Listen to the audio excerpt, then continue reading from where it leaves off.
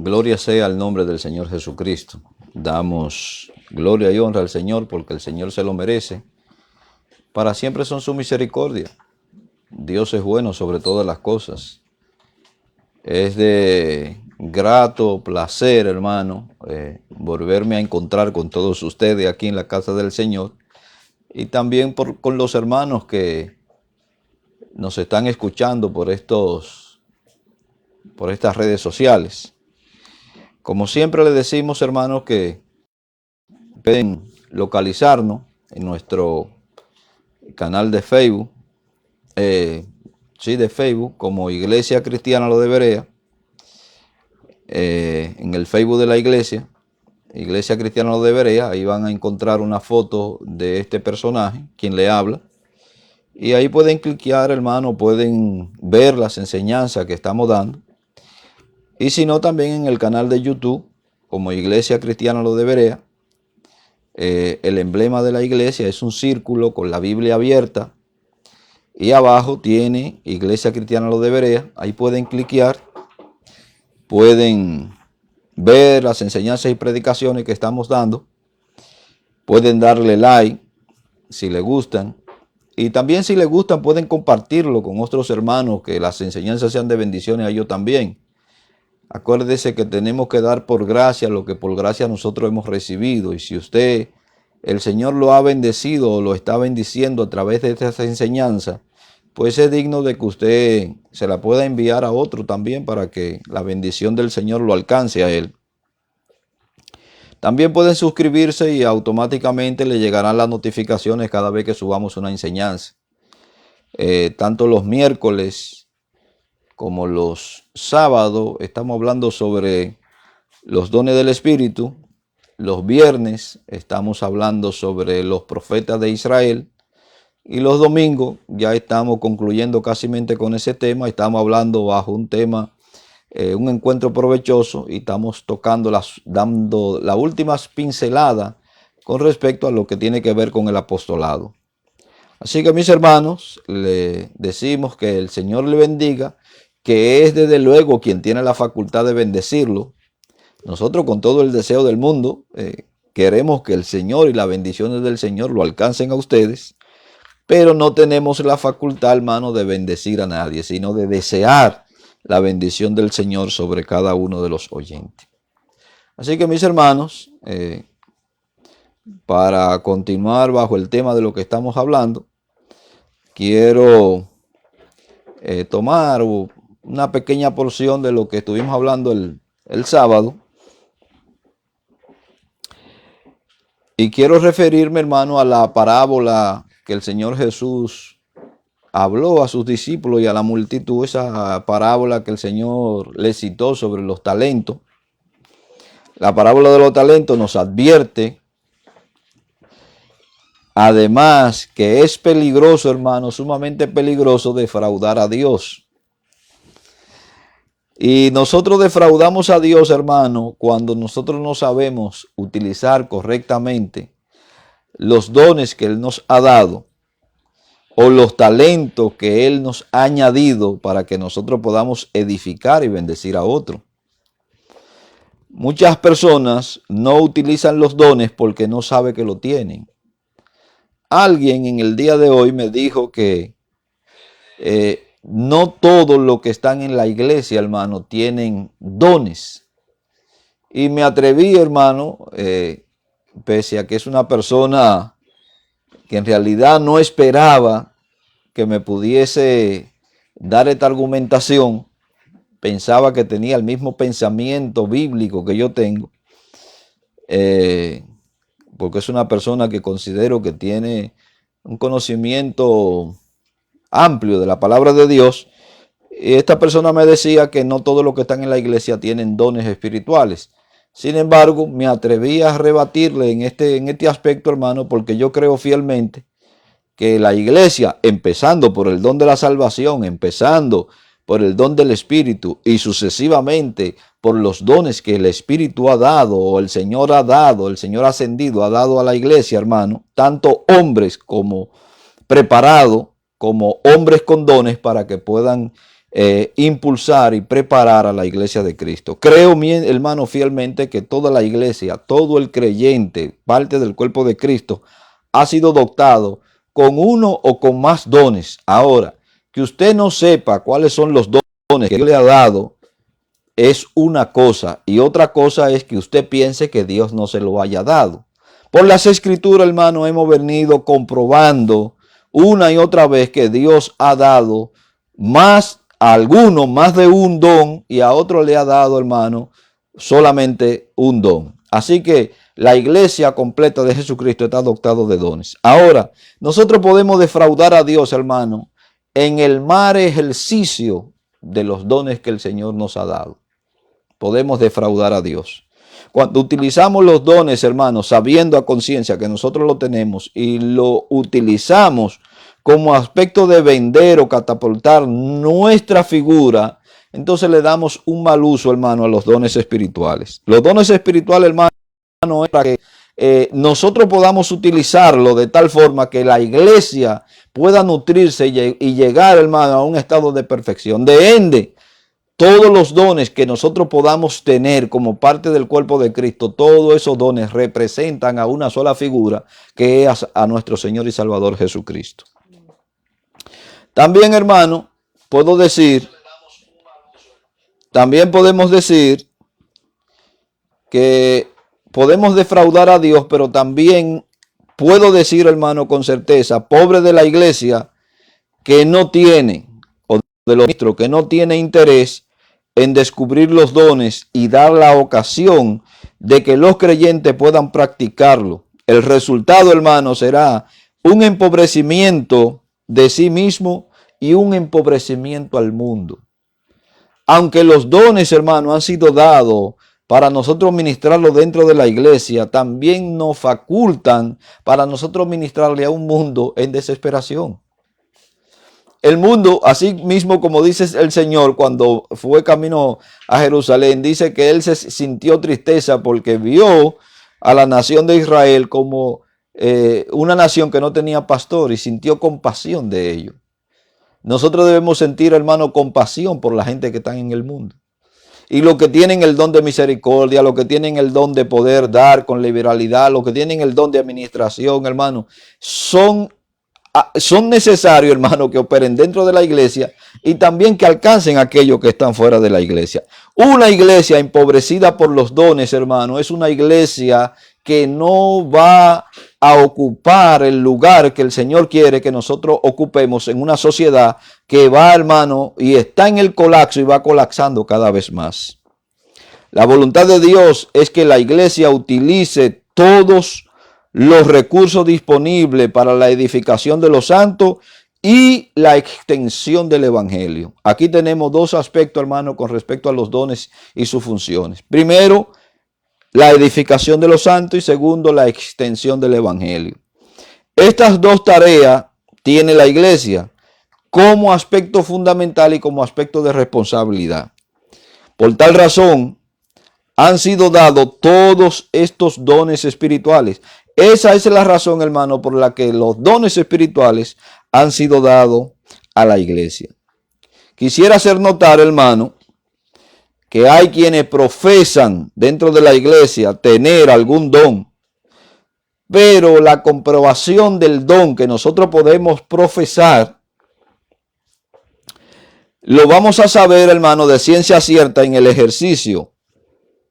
Si el ejercicio de este don no es provechoso, del supuesto don que nosotros podemos decir que tenemos, si en el ejercicio ese don no es provechoso, entonces se ha de deducir claramente que ese don que nosotros decimos tener no procede de Dios.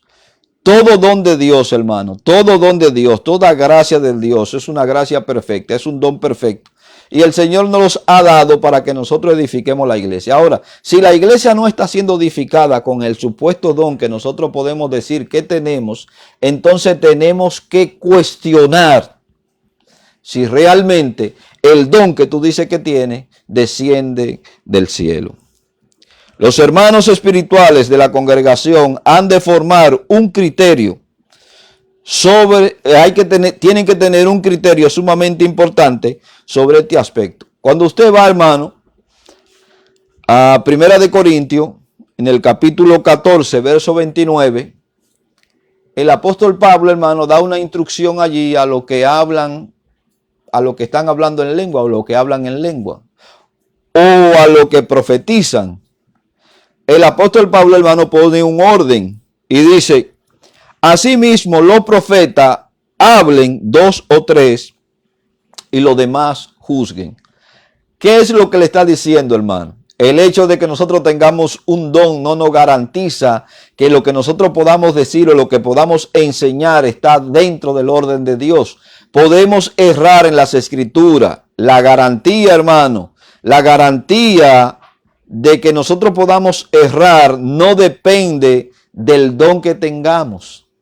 Podemos tener, hermano, dones maravillosos. Sin embargo, si desconocemos el contenido bíblico, hermano, y no podemos hacer una buena exégesis de la palabra de Dios, lastimosamente nosotros le vamos a dar un mal uso al don. Y como consecuencia, pues vamos a llevar, en vez de traer luz, lo que vamos a aportar oscuridad a aquellos que quieren, hermano, tener la luz. Ahora, ¿qué es lo que el apóstol Pablo está diciendo aquí? Nosotros no somos infalibles, hermano. Aquí infalible es la palabra de Dios. Usted puede equivocarse, usted puede errar, hermano. Usted puede estar sinceramente equivocado sobre lo que usted ha creído durante tanto tiempo. Puede estar sinceramente equivocado, hermano. De ende, hay personas que están extremadamente, sinceramente equivocados sobre lo que han creído. Y lo creen a ciega, hermano. Ahora, el apóstol Pablo dice aquí, hermano, escucha al que proclama. De uno en uno, establece el orden. Hable uno primero. Y los demás juzguen, analicen, sopesen lo que está diciendo. A ver si lo que está diciendo lo está diciendo en el orden de Dios, lo está diciendo conforme a lo que Dios dice. Entonces, si lo está diciendo conforme a lo que Dios dice, nosotros debemos aceptar lo que Él está diciendo. A eso es lo que Pablo se refiere. Quiere decir, hermano, y ahora voy a añadir algo más.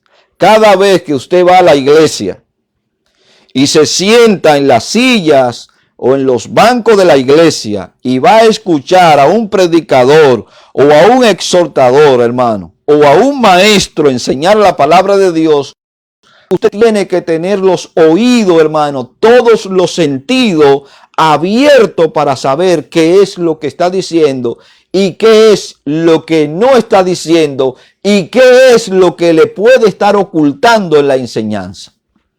A esto nosotros podríamos llamarlo, hermano, discernimiento escritural. Esto es un discernimiento escritural. Usted tiene sus oídos abiertos, todo su sentido abierto, atentamente a lo que su pastor, el maestro, el evangelista, el supuesto apóstol, el supuesto profeta que puedan llevar a su congregación, y usted tiene su sentido abierto escuchando qué es lo que él está diciendo para poder juzgar lo que él está diciendo. Y ese juzgar aquí, hermano, en las escrituras que Pablo dice, juzguen, es un juzgar de decirle, sopesa lo que él está diciendo. Mira a ver si lo que él está hablando lo está hablando conforme a la palabra de Dios para que tú lo puedas creer o para que tú lo puedas afirmar con un amén. En la iglesia nosotros sabemos que tenemos personas, hermano, que no importa lo que usted diga, ellos van a decir amén. No importa la barrabasada que usted suelte, ellos van a decir amén. Porque ya tienen por costumbre decirle amén a todo. Da igual lo que usted diga. Dicen amén a todo. Ahora, aquí lo que van a juzgar, tienen que escuchar correctamente y atentamente lo que aquel está diciendo. A ver si está en el orden de Dios. A eso es lo que Pablo dice aquí. Entonces la iglesia, hermano, tiene que estar atenta a lo que el predicador, el pastor o el maestro enseña para poder juzgar, sopesar lo que dice y poder decir un amén o poder descalificar lo que está diciendo. De ahí, hermano, que nosotros no somos infalibles. Ahora, hermano, haciendo aclarando, quiero hablarle de los dones temporales,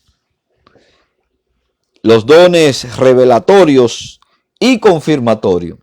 Y usted puede decir, hermano, Y es que hay dones temporales. Bueno, pues si usted no sabía que habían dones temporales, ahora lo va a aprender.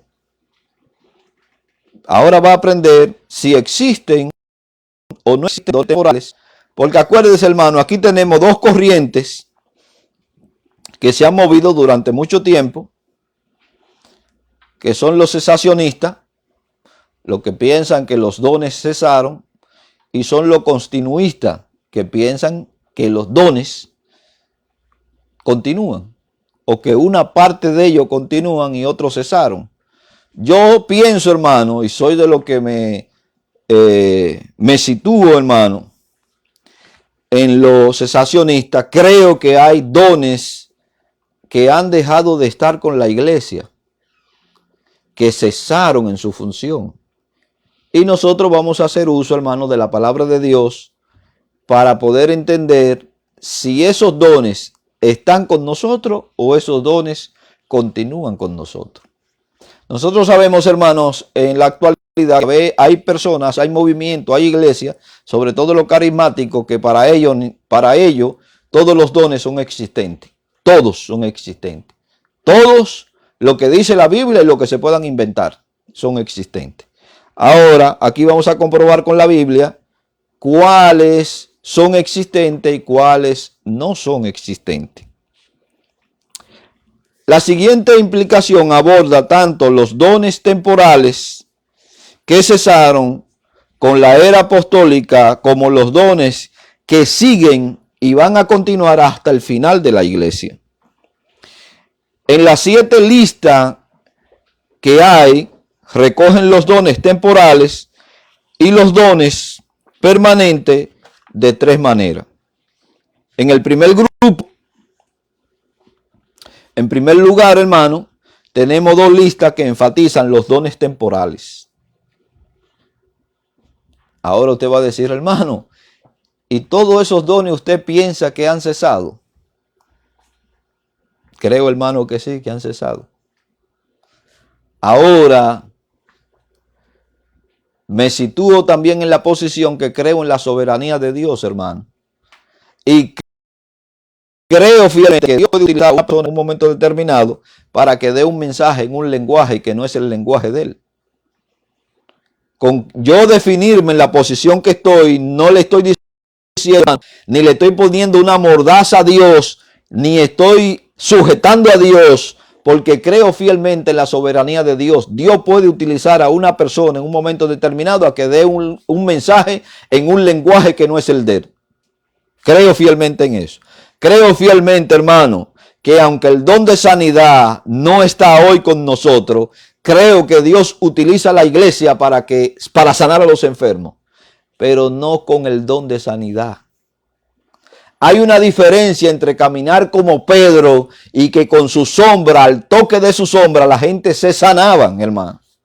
A usted ir a orar por una persona y la persona se sane.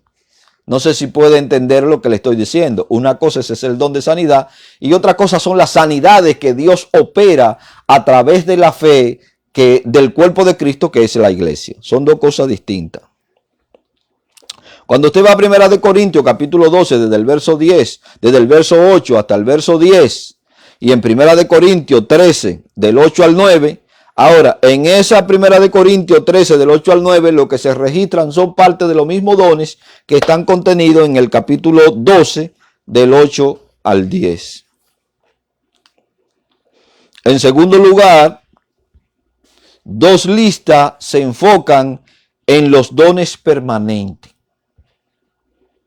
¿Cuál es esa lista, hermano, que se enfoca en los dones permanentes?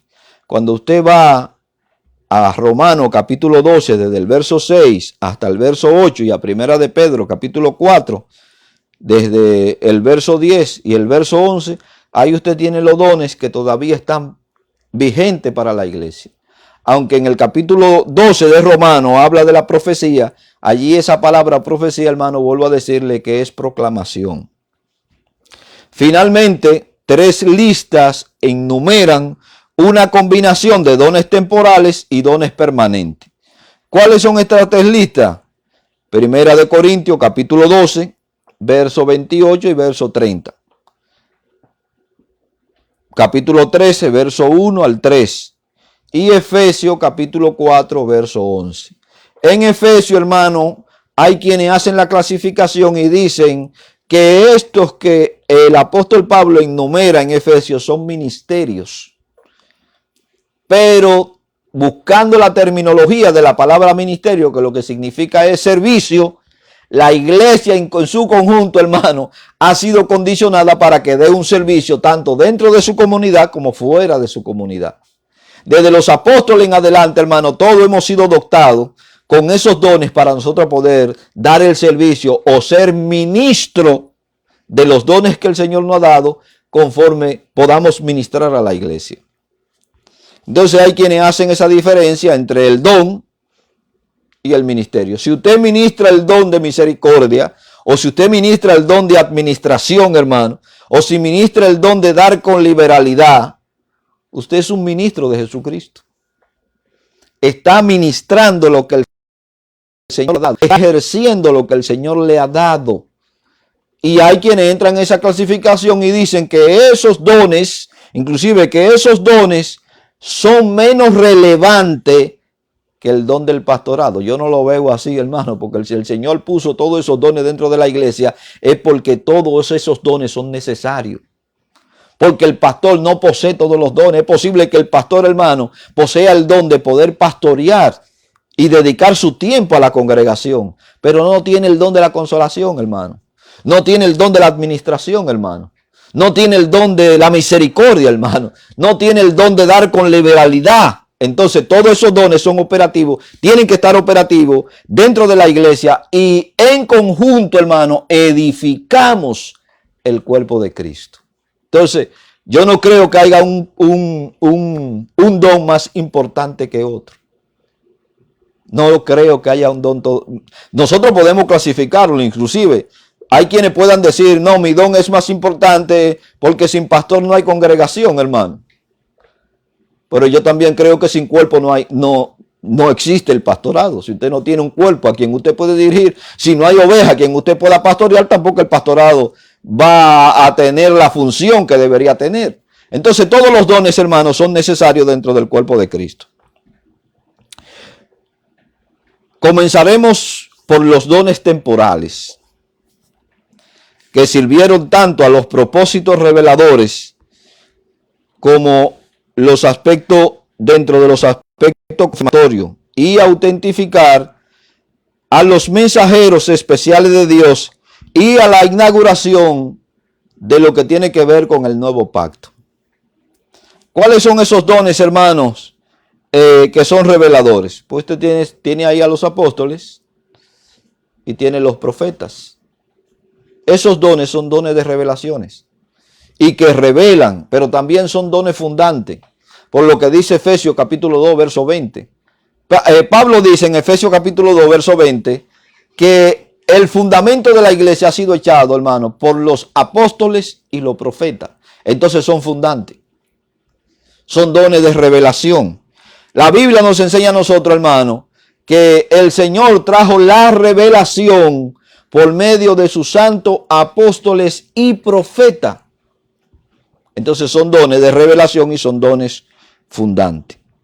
Inauguran estos dones, hermano. Estos dones inauguran la nueva era de lo que tiene que ver con el nuevo pacto. De ende, Pablo dice en 1 Corintios capítulo 12, oiga bien, que lo primero que Dios puso en la iglesia fue apóstoles. Luego puso maestros y después puso a los que sanan. Aunque en Efesios se invierte el orden con respecto a los apóstoles, luego puso profetas, luego puso evangelistas, luego puso pastores y maestros o pastores maestros. Bendito sea el nombre del Señor. 3 declaraciones nuevotestamentarias hablan directamente sobre los milagros divinamente iniciados que involucraron dones temporales realizados por medio de personas. En primer lugar, hermano, considere el inspirado comentario de Pedro. Y le voy a llevar, hermano, a algo que ya usted o los miembros de esta congregación han escuchado. Cuando usted va al libro de los Hechos, en el capítulo 2, en el verso 22 del libro de los Hechos, el apóstol Pedro, hermano, explica claramente, con un comentario, el propósito de los milagros que Jesús hizo. Los milagros que Jesús hizo, primero, no fueron al azar. Segundo, no fueron por vender una imagen. Tercero, no se hicieron para entretener a la gente. Los milagros tenían, hermano, una causa y una razón de ser. Independientemente de que fuese de forma inmediata sanar al enfermo, hermano, de forma inmediata sanar al enfermo, ese sanar al enfermo tenía como propósito revelar a quien estaba dando el mensaje, a quien estaba haciendo la obra, en este caso. Cuando vamos a Hechos, capítulo 2, verso 22, dice: varones israelitas, oíd estas palabras.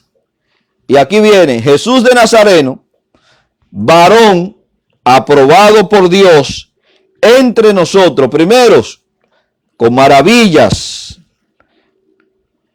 prodigios y señales que Dios hizo entre nosotros por medio de él, como vosotros mismos sabéis. ¿Qué es lo que Pedro está diciendo aquí, hermano?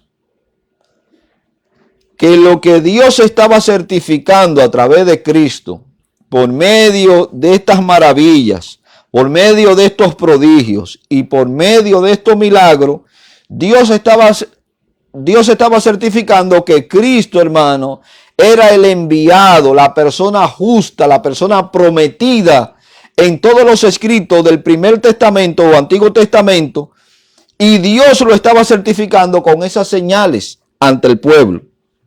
Aquí Pedro se hace básicamente eco de que Cristo, quien aseveró o afirmó fielmente que sus obras certificaron su afirmación de ser el Dios hombre. Cuando usted va a Juan capítulo 11, verso 47 y verso 48, mire lo que dice el Evangelio de Juan. Entonces los principales sacerdotes y fariseos reunieron al concilio, se reunieron todos esos ancianos, hermano. Todo ese conglomerado de ancianos se reunieron y consultaron este hecho y dijeron: ¿qué haremos? ¿Con quién? ¿A quién se están refiriendo? ¿Y sobre quién están hablando? ¿Qué vamos a hacer con este hombre? ¿Qué vamos a hacer con este hombre que se hace llamar el Cristo? Porque este hombre hace muchas señales. Quiere decir, hermano, que las señales eran un aspecto distintivo, no del ministerio de Cristo. Aunque identificaban al ministerio de Cristo, hermano, estaban hablando de otra cosa de Cristo. No fue un hombre que vino simplemente a hacer el bien. Fue un hombre que fue aprobado por Dios con las señales, prodigios y maravillas. Y que esas señales, prodigios y maravillas confirmaban realmente que él era el Mesías. Eso es lo que Dios está diciendo y lo que estos hombres están diciendo. Este hombre hace muchas señales. Si le dejamos así, todos van a creer en él por las señales que está haciendo. Vendrán entonces, aquí viene la justificación de esta gente de conspirar contra Cristo. Vendrán entonces los romanos y destruirán nuestro lugar santo y nuestra nación, hermano. Estaba profetizado, hermano, que la nación iba a sufrir independientemente de que Cristo estuviera o que Cristo no estuviera. Ahora ellos toman este punto como referencia para justificar, hermano, el planeamiento del asesinato de Cristo. Todos van a creer en este hombre. Pero ¿por qué iban a creer todo en este hombre? No solamente por el mensaje que daba Cristo, hermano, sino por las señales que Cristo presentaba. Y ellos sabían, hermano, que esas señales correspondían exclusivamente al Mesías. Porque Isaías habla claramente de lo que el Mesías, cuando usted va a Isaías capítulo 35, verso 4 y verso 5, ahí le dice claramente cuáles eran las señales que el Mesías iba a hacer. Y ellos estaban claros con esto, hermano. En segundo lugar, Pablo hizo una declaración directa sobre los milagros en relación con los apóstoles. Y cuando usted va a 2 Corintios capítulo 12, verso 12, el apóstol Pablo habla de unas señales concretas que iban a certificar, hermano, el mensaje correspondiente y la verdad del apostolado, con todas las señales de apóstol han sido hechas entre vosotros con toda la paciencia por señales, prodigios y milagros. Él observó con énfasis que la marca distintiva del apostolado, la marca distintiva que Dios había puesto con respecto a Cristo, hermano, eran esas señales, esos prodigios y esos milagros. La semeía, como se llama en griego, de un apóstol, o la señal en griego, esas señales, hermano, prodigios y milagros, eran una forma que certificaban tanto al portador del mensaje como al mensaje en sí. Dios usó esos fenómenos sobrenaturales para autentificar, hermano, al mensajero apostólico y así validar su mensaje. Cuando usted va a Hechos, capítulo 2, verso 43, Hechos capítulo 5, verso 11 y verso 12, Romanos capítulo 15, verso 19 y Hebreos capítulo 2, verso 3 y verso 4, dicen de la siguiente manera, hermano. Y sobrevino gran temor, miedo reverencial, hermano. Sobrevino gran temor a toda persona y muchas maravillas y señales eran hechas por los apóstoles. Y vino gran temor sobre toda la iglesia y sobre todos los que oyeron estas cosas.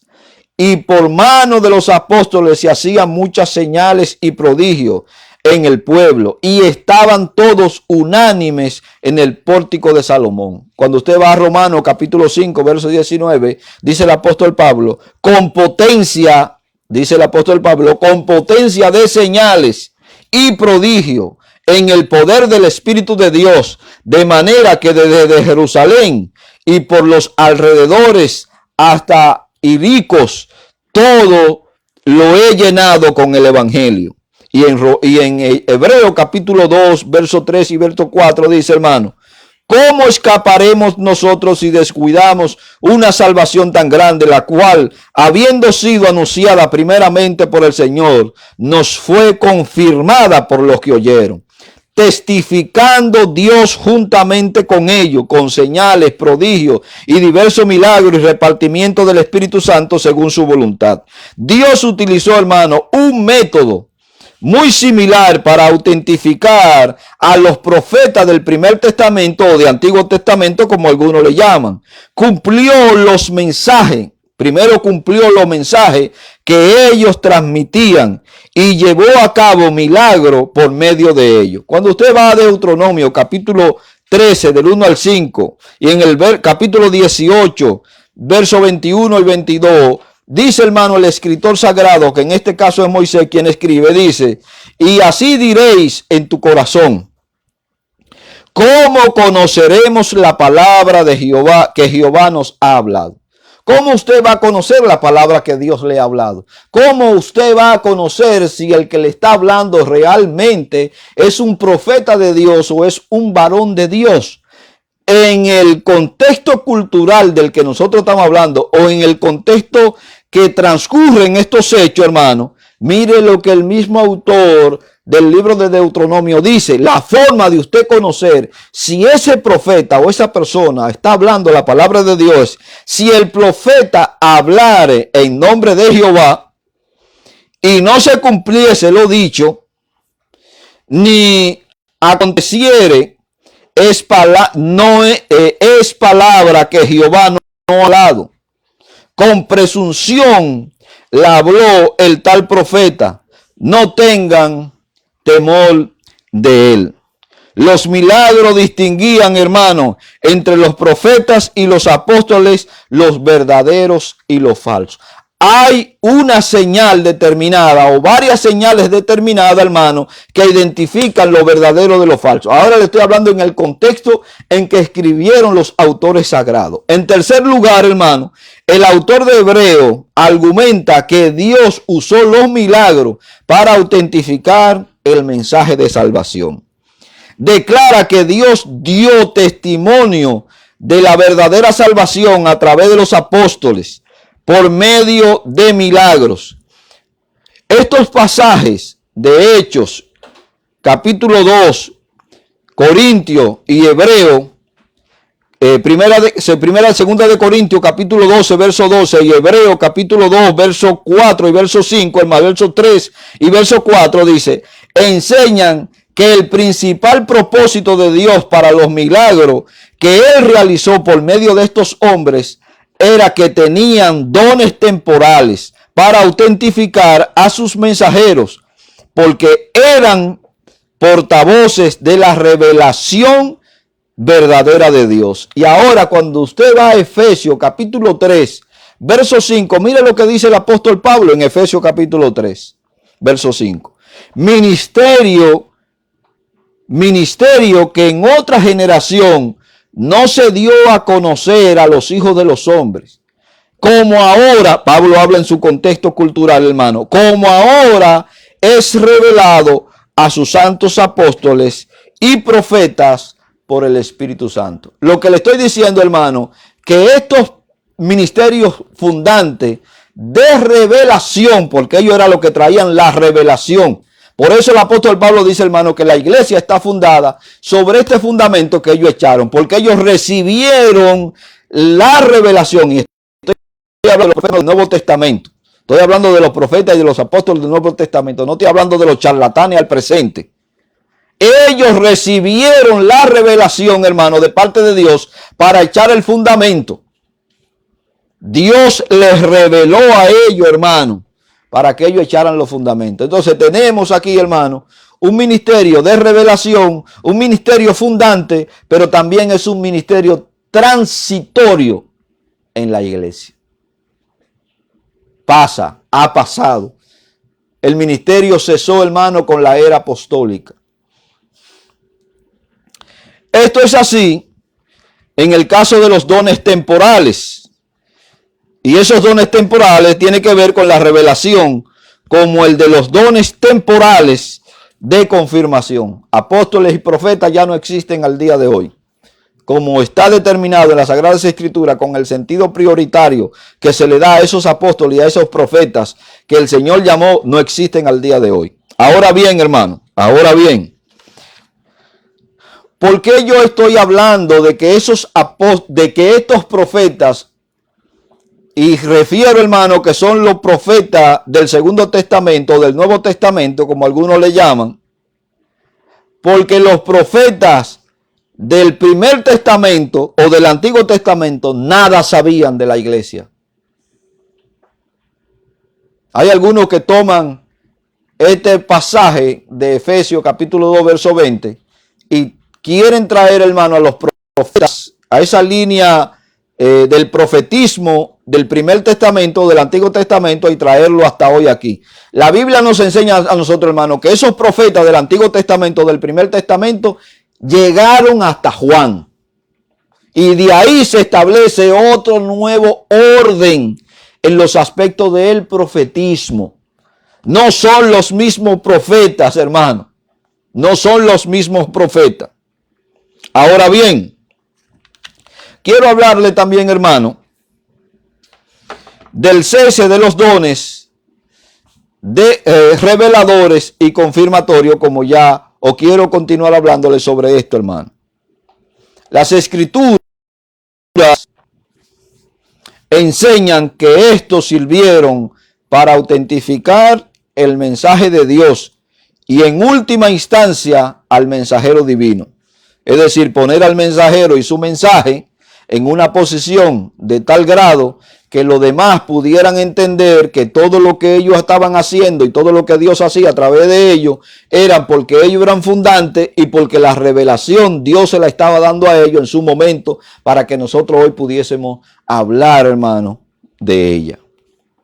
Sin embargo, cuando Juan registró el libro de Apocalipsis, ya se había completado el camino o el canon del Segundo Testamento y la revelación total de las Escrituras por parte de Dios. Con el libro de Apocalipsis, hermano, en el año 95, que se escribe del año 95 al 100, se cierra el canon de las Escrituras. Ya no existen más escritura inspirada.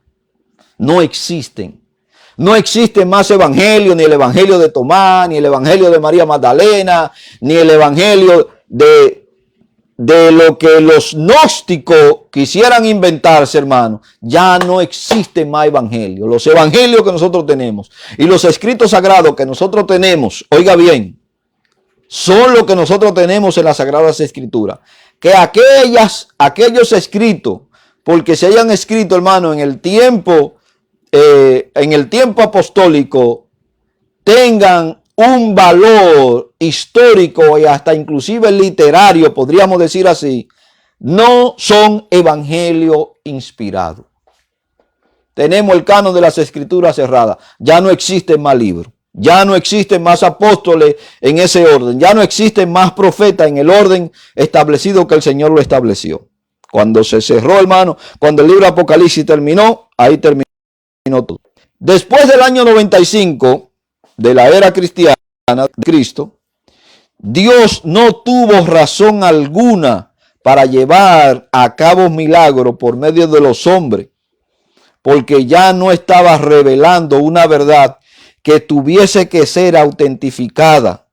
El canon se cerró con la conclusión del libro de Apocalipsis. Ahora, ¿qué es lo que le estoy diciendo, hermano?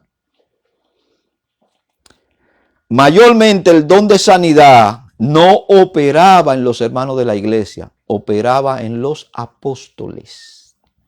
El don de sanidad, hermano, operaba en los apóstoles, no en los hermanos de la iglesia. Usted va a decir, hermano, pero la Biblia enseña que hubieron personas que no eran apóstoles y el Señor hizo milagros. Ahí yo le voy a hablar de la soberanía de Dios, hermano. Yo le voy a hablar de la soberanía de Dios. Y tenemos, hermano, 3 personas en la Biblia. Tenemos a Esteban, que la Biblia nos enseña que era un varón poderoso, con señales que Dios hacía. Esas señales, hermano, no tienen que ver con señales del cielo, tienen que ver con sanidades. Dios hacía a través de Esteban, la hizo a través de Felipe y la hizo a través de Bernabé. Tenemos 3 hermanos, 2 de ellos que son diáconos y uno que se le pone Bernabé como hijo de consolación, porque, hermano, es quien introduce a Pablo a la iglesia. Por eso se le llama Bernabé, porque es quien le da la mano de apoyo a Pablo y quien introduce a Pablo a la iglesia, hermano.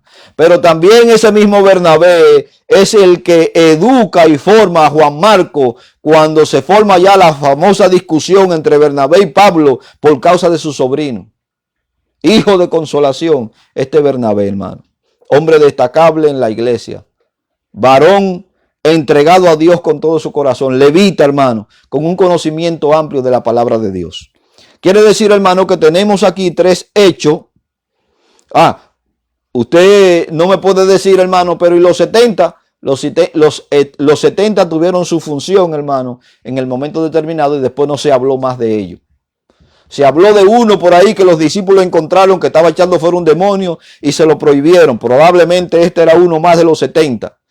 Lo que le estoy diciendo, hermano, que solamente en presencia de los apóstoles, como dice el libro de los Hebreos en el capítulo 2, en el verso 3 y en el verso 4, en presencia de los apóstoles se manifestaban, hermano, las sanidades y en presencia de los apóstoles se manifestaban también lo que era el repartimiento de espíritu. No se presentaba esto, hermano, en la iglesia común. De ende, Santiago en el año 45 al año 50, Santiago escribe y dice, hermano, claramente, no dice, si alguno está enfermo, busque a alguien que tenga el don de sanidad en la iglesia.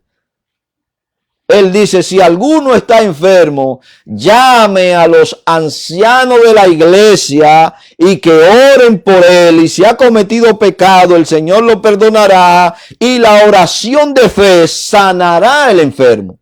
Quiere decir, hermano, con esto que le estoy diciendo, que el don de sanidad como tal no existe. Ahora existe la oración de fe por la sanidad de la iglesia o por la sanidad del inconverso, y Dios obra esa sanidad en esa persona. Como tal, el don de sanidad, hermano, desapareció con la era apostólica. Dice, hermano, y entonces, ¿cuáles son los dones que tenemos? ¿Cuáles son los dones que tenemos que utilizar? Desde un principio le he venido diciendo, hermano, que según la década o la circunstancia en la que la iglesia viva, Dios va a ministrar dones que la iglesia va a utilizar, hermano, para la expansión del evangelio. Esta lista de dones que aparecen así aquí, hermano, no son exhaustivas. Lo que le intento decir, hermano, que la lista excede a lo que nosotros podemos mirar aquí. La iglesia no se va a mover todo el tiempo en el mismo entorno o contorno en que se desarrolla. Van a haber cosas, hermano, y van a haber cambios que va a motivar a Dios a colocar otros dones que nos lo tenemos en las escrituras, que la iglesia pueda operarlo, hermano. Usted puede, hermano, escribir es un don. Yo puedo decirlo, hermano, escribir es un talento, pero también es un don. Hacer música es un talento, pero también es un don, hermano. ¿Y cómo yo puedo saber, hermano? Porque el don es una cualidad sobrenatural para que usted opere sobre lo natural. Hay concepciones dentro de los aspectos musicales que usted puede decir, solamente un genio pudo crear algo así como esto. Entonces excede de lo natural. Y a eso es lo que me estoy refiriendo, hermano. Esta lista de dones que nosotros tenemos aquí en la Biblia no es una lista exhaustiva que usted pueda decir, estos son los dones que hay, son los dones existentes. De ende, hay quienes le hablan solamente de 9 dones. Y cuando usted registra todos los dones que hay en la Biblia, hay más de 22 dones. Coja la lista de Romanos, que tiene 8. Coja la lista de Primera de Corintios, que tiene 9. Coja la lista de Efesios, que tiene 5. Coja la lista de Primera de Corintios, capítulo 12, verso 28 y verso 30, que tiene otro tanto más ahí. Y usted lo va juntando y cuando lo junta todo se da cuenta de que hay 22 dones. Muchos de esos dones, hermano, fueron dones temporales que cesaron con la era apostólica. Quiero, hermano, considerar este punto para concluir. Por consiguiente, la obra de los milagros de Dios y los dones temporales a través de los hombres cesaron. A continuación, algunos indicadores neotestamentarios de que la era de los milagros por medio de los hombres y los dones temporales cesaron realmente con la era apostólica. En Hechos capítulo 2, verso 22, nosotros ya como leímos, se enumera, hermano, a Jesucristo haciendo maravillas, prodigios y milagros que Dios hizo a través de él. En Romanos capítulo 15, verso 18 y verso 19, también nosotros vemos que el apóstol Pablo dice, hermano, que él diseminó el evangelio de Jesucristo partiendo desde Jerusalén hasta todo el contorno donde él se pudo mover con potencia de señales y prodigios en el poder del Espíritu de Dios. Y en Corintios, que ya lo vuelvo a repetir, capítulo 12, verso 12, habla de la señal del apóstol. Igual que en Hebreo. Ahora, yo quiero que usted preste atención a lo que yo le voy a decir. En Hechos capítulo 19, verso 11 y verso 12, se da un caso, hermano, en Éfeso, en que el apóstol Pablo se hace presente. Este hecho pasó, hermano, en el año 52 después de Cristo. En Primera de Corintio, hermano, la escritura de Corintio se escribió en el año 55 después de Cristo. Y Romanos se escribió en el año 56 después de Cristo. Los escritores informaron que se estaban produciendo milagros extraordinarios a través de los apóstoles o a través de la iglesia. El hecho que pasó en el libro de los Hechos, que Lucas lo registra, de Hechos 19, verso 11 y verso 12, pasó en el año 52. Los dones que Pablo se está mencionando en Primera de Corintios, capítulo 12, pasó en el año 55. Y la escritura de Romanos pasó en el año 56. Los escritores informan que se estaban produciendo milagros extraordinarios. Las epístolas posteriores indican que estos fenómenos eran cada vez menos en la iglesia. Ahora vamos a ver una cosa. Pablo, cuando usted va a Filipenses capítulo 2, verso 27, ahí dice, hermano, que casi se muere de una enfermedad y el apóstol Pablo no lo sanó. Pablo no lo sanó. Pablo no lo sanó y tenía el don de sanidad, el apóstol Pablo, hermano. Pablo no lo sanó y esto pasó en el año 60 después de Cristo. Quiero que piense en la fecha que le estoy dando de los hechos y las escrituras que van desde el año 52 al año 56, pero ya en el año 60 que Pablo escribe sobre este hecho, Epafrodito estaba enfermo y Pablo no pudo sanarlo, hermano. Pablo le prescribió vino a Timoteo por su dolencia estomacal. Y eso usted lo va a encontrar en 1 de Timoteo capítulo 5, verso 23. Y esto fue en el año 62. Pablo tampoco pudo sanar a Timoteo. Entonces ya vemos que los milagros van dejando de ser en la iglesia. Porque esos milagros tienen una razón de ser para el tiempo apostólico y el tiempo, hermano, del aspecto del profetismo. En lugar de recomendarle que se sometiera a alguien que pudiera sanarlo, Pablo le recomendó: bebe vino, no emborráchate ni embriágate, ni mate el hígado, bebe vino moderadamente después de la comida para que tú tengas una buena digestión por causa de tu estómago.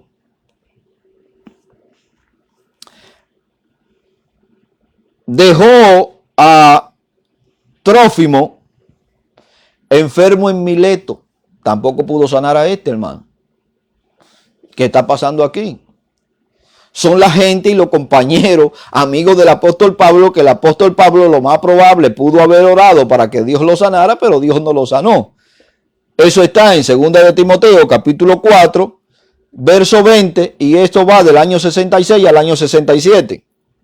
Santiago, a quien hice referencia ahorita, quien escribió en torno al año 45 al 49, exhortó a los creyentes que estaban gravemente enfermos a que llamaran a los ancianos para que lo ungieran y oraran por ellos, en lugar de recurrir a alguien que tuviese la capacidad de curar. Quiere decir que Santiago no le dijo: oye, si hay alguno enfermo en la congregación, vaya donde el que tiene el don de sanidad para que ore por él y el Señor lo va a sanar. Santiago no dice eso. Santiago dice: hablen con los ancianos de la iglesia y ellos que oren por el enfermo.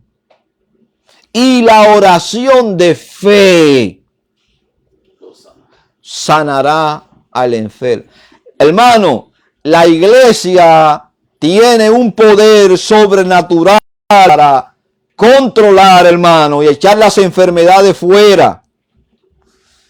Oiga lo que yo le estoy diciendo, la oración de fe. Y para usted tener fe, hermano, en el Señor, tiene que tener el conocimiento de lo que usted está haciendo, a quien usted le está sirviendo. Tiene que tener una relación, una dependencia con su Señor. Y la oración de fe, hermano, sanará. Yo creo en esto, hermano. Yo creo en esto y vuelvo y lo repito. No creo que el don de sanidad esté operativo, pero sí creo que la iglesia tiene el poder de parte del Señor para orar por los enfermos y el Señor sanar a los enfermos. No vaya a pensar que yo le estoy hablando, no, que yo no creo en la sanidad. Sí, yo creo en la sanidad, hermano. De ende, yo soy un testimonio vivo de la sanidad que Dios ha hecho en mi cuerpo. Yo no puedo desmentir esto porque sería un hipócrita, hermano. Sería un mentiroso si yo le digo a usted que Dios no sana. Entonces, ¿de qué Dios es que yo le estoy hablando? Creo fielmente, hermano, que Dios sana, que Dios liberta. Creo fielmente. Y creo en el poder que Dios ha delegado en la iglesia para que la iglesia ore por los enfermos. Lo que le estoy diciendo, hermano, es que el don de sanidad concluyó con la era apostólica. Al presente no conozco a nadie que tenga el don de sanidad. Y si hay alguien que dice que tiene el don de sanidad, que pase por aquí, hermano, que nos vamos a ir allí al Jackson. Nos vamos a ir allí al Jackson, hermano. No, al Jackson no. Nos vamos a ir allí al Children, al hospital de niños, a orar por esos niños para que el Señor los sane. Porque tiene el don de sanidad, hermano. Tiene el don de sanidad. Tiene la fe necesaria para que el Señor sane a cuanto ellos quisieran que el Señor sanara. Entonces, hermano, la iglesia tiene este poder. En las 7 cartas de las 7 iglesias de Apocalipsis, capítulo 2 y capítulo 3, que se escribieron en el año 95 después de Cristo, no se hace mención alguna a los dones de milagro ni a las señales. Estas epístolas fueron las últimas y definitivas palabras bíblicas de Cristo a su iglesia.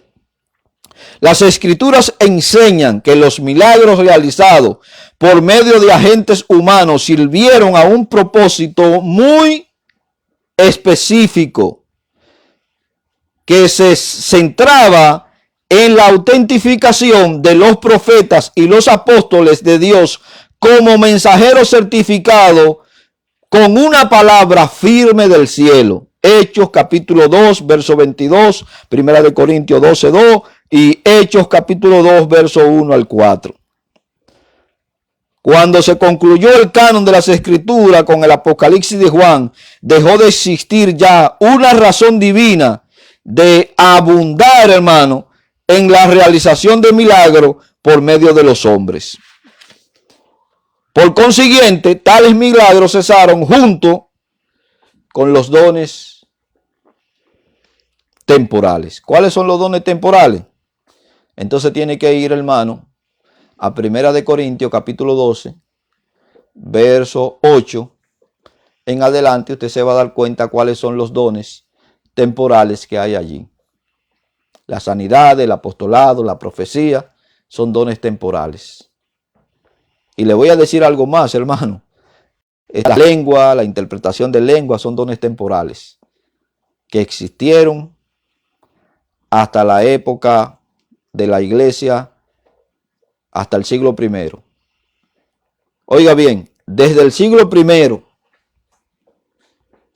pasaron 19 siglos hasta 1906, 1907, 1914 de la calle Azusa, donde ellos dicen que supuestamente volvió a resurgir el don de lengua. Entonces lo que le están diciendo con esto, hermano, que Dios guardó silencio durante 19 siglos. Oiga yo lo que le estoy diciendo. 1900 años Dios guardó silencio y la iglesia no volvió a hablar lengua hasta 1906, 1907, 1914. Parece que se iba a escribir otra Biblia, porque Dios guardó silencio por 1900 años y el don volvió a aparecer 1900 años después. Quiere decir que las escrituras y los escritores, hermanos, del siglo I, siglo II, siglo III, siglo IV, siglo V, donde están los reformadores, hermanos, todos ellos hablaron de las lenguas y de la interpretación de lengua como algo del pasado de la iglesia. Entonces quiere decir, hermano, que ahí usted tiene unos cuantos dones que fueron temporales, que el Señor utilizó dentro de la iglesia y que tuvieron su importancia, hermano, en su tiempo. Y vuelvo y digo, no quiere decir, hermano, que Dios no pueda utilizar a una persona para dar un mensaje en un lenguaje que no es el propio. Dios es soberano. Dios hace lo que Él quiere, cuando Él quiere y con el que Él quiere. Yo estoy abierto en ese sentido, hermano. En ese sentido yo soy continuista y creo en la soberanía de Dios para Dios utilizar a cualquiera de sus hijos en el momento que Él lo determine necesario para llevar el mensaje de salvación a quien sea. Tenemos, hermano, al hombre que se le denominó al Pablo de este siglo, que es Bruce Bolson. Ese hombre, hermano, fue a la selva de Colombia, a los mutilones, Y créame que siendo un doctor en teología, hablando griego y hebreo, Dios no le dio la facultad a este hombre de que se comunicara con estos indígenas. Él tuvo que aprender el lenguaje de ellos. De ende, los mutilones al día de hoy, hermano, tienen una educación y una formación universitaria de tal forma que el evangelio ha sido la causa de que esta tribu, hermano, pueda ser, por así decirlo, alcanzada por el conocimiento moderno. Dios permitió también que la Biblia fuera traducida al lenguaje de ellos. Eso es una grandeza del Señor, hermano. Pero Dios no le dio a este la facultad de aprender de hablar su lenguaje, sino de que tuviera que aprenderlo para que también pudiera traducir la Biblia a su lenguaje. Ahí tiene otro hecho histórico todavía más, hermano. Las misiones, hermanos, que están yendo y mandando misioneros a todo el mundo, están capacitando a los misioneros, tanto en los aspectos culturales como en los aspectos ideológicos e idiomáticos, para que el evangelio pueda alcanzar a esas personas donde están yendo esos misioneros. No lo están dejando al azar como que el don de la lengua existe y vamos a enviarlo y el Señor lo va a poner a hablar lengua allí. No, hermano. No están dejando nada de esto al azar porque la mayoría de los concilios saben, hermano, y de los movimientos que el don, aunque encuentren a 2 o 3 dentro de su iglesia hablando barrabasadas o cosas que ellos mismos no puedan entender, o que le puedan poner aparato, hermano, en su cabeza que pueda leer las ondas cerebrales y no va a leer, hermano, la jeringosa que muchas veces se habla dentro de la iglesia, que no tiene ni pie ni cabeza, es un mecanismo repetitivo constantemente. Entonces, de esa no son la lengua que habla la Biblia, hermano. La lengua que habla la Biblia son idiomas. Lea el capítulo 2 del libro de los Hechos. Y en que algunos teólogos, hermano, quieran decir de las lenguas estáticas, la iglesia, hermano, no entra en un éxtasis para hablar lengua. No entra en un éxtasis tampoco para recibir el Espíritu Santo, hermano. No aceptamos de ninguna forma la filosofía hindú que se está metiendo dentro de la iglesia, ni aceptamos la nueva era, hermano, ni aceptamos el espiritismo hindú que se está metiendo dentro de la iglesia. La iglesia no entra en una situación estática de voltear los ojos o de perder el conocimiento. La iglesia no entra, hermano, en esa función. La Biblia no nos enseña a nosotros nada de esto. Así que, mis hermanos, Dios me le bendiga, Dios le guarde. Les recordamos en el nombre poderoso del Señor Jesucristo que si desea seguir escuchando, hermano, las enseñanzas, puede contactarnos en YouTube por Iglesia Cristiana Lo de Berea. Nuestro logo es un círculo con la Biblia abierta. Puede cliquear allí y allí puede ver las enseñanzas. También puede seguirnos por el canal de Facebook. Van a ver la figura de este personaje, quien le habla. Y también Iglesia Cristiana Lo de Berea. En Facebook, puede escribirlo allí y van a encontrar las enseñanzas y mensajes que estamos llevando. Así que, mis hermanos, Dios me les bendiga, Dios me les guarde y hasta el viernes que estaremos tratando sobre los profetas de Israel. Dios les bendiga rica y abundantemente en el nombre poderoso de Jesús.